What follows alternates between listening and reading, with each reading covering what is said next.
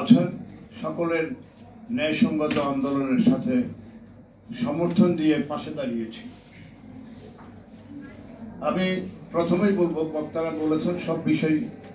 ফাক্কু ভাই যে আত্মাহুতি কর্মসূচি ঘোষণা করেছেন, এটা ওনাকে প্রত্যাহারের জন্য অনুরোধ করছি।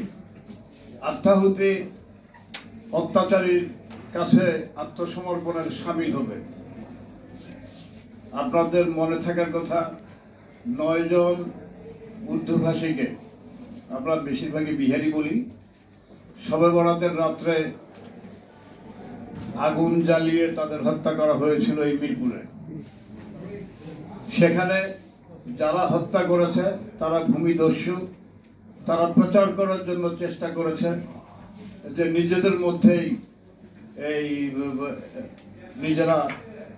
নিজেদের মধ্যে ভাগ বাটোয়ারা, বিভিন্ন কারণে তারা এক গ্রুপ আর গ্রুপকে মেরেছে। ফাক্কু ভাইয়ের ছেলে ইমরান খান এবং আমার ছেলে নাজমুল হাসান, আপনারা হয়তো ছিলেন, সকলের মনে থাকার কথা। এই দুইজনের প্রচেষ্টায় সর্বপ্রথম মান্না ভাই আপনাদের পাশে দাঁড়ায়।